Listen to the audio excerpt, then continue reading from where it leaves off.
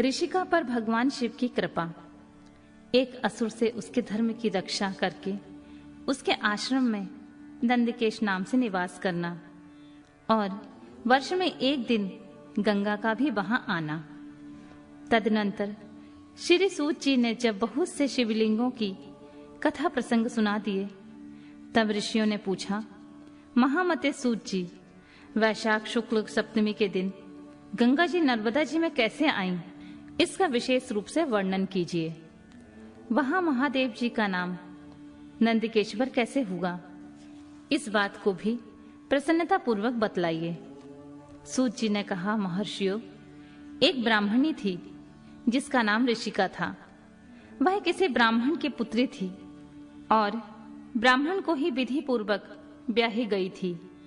विप्रवरों, यद्यपि वह दुष्पत्नी उत्तम व्रत का पालन करने वाली थी, तथापि अपने पूर्व जन्म के किसी अशुभ कर्म के प्रभाव से बाल वैधव्य को प्राप्त हो गई।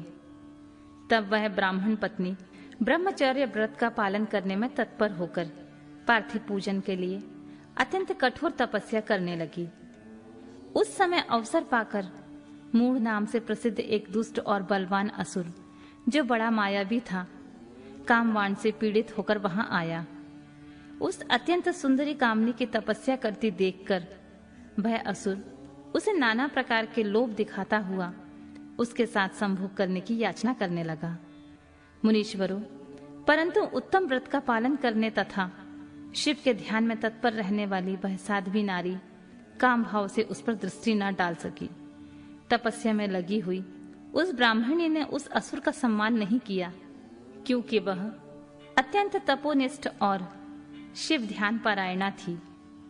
उस कुशांगी युवती से तिरस्कृत हो उस दैत्यराज मूढ़ ने उसके ऊपर क्रोध प्रकट किया, फिर अपना विकट रूप उसे दिखाया। उसके बाद उस दुष्टात्मा ने भयदायक दुर्वचन कहा और उस ब्राह्मण पत्नी को बारंबार त्रास देना आरंभ किया।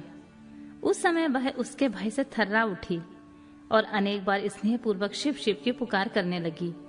उस दुष्पत्नी ने भगवान शिव का पूर्णतः आश्रय ले रखा था। शिव का नाम जपने वाली वह नारी अत्यंत बिहल हो अपने धर्म की रक्षा के लिए भगवान शंभु की शरण में गई। तब शरणागत की रक्षा, सदाचार की प्रतिष्ठा तथा उस ब्राह्मणी को आनंद प्रदान करने के लिए भगवान शिव वहां प्रकट हो गए। भक्त वत्सल परमेश्वर शंकर ने उस काम विहल दैत्यराज मूढ़ को तत्काल भस्म कर दिया और ब्राह्मणी की ओर कृपा दृष्टि से देखकर भक्त की रक्षा के लिए दत्तचित होकर कहा, वर मांगो। महेश्वर का यह वचन सुनकर उस साध्वी ब्राह्मण पत्नी ने उसके उस आनंदजनक मंगलमय स्वरूप का दर्शन किया। फिर सबको सुख देने वाले परमेश्वर शंभु को प्रणाम करके शुद्ध अंतःकरण वाली उस साध्वी ने हाथ जोड़कर मस्तक झुकाकर उनकी स्तुति की। ऋषिका बोली, देवादिदेव महादेव, शरणागत वत्सल, आप दीन बंधु हैं, भक्तों की सदा रक्षा करने वाले ईश्वर हैं।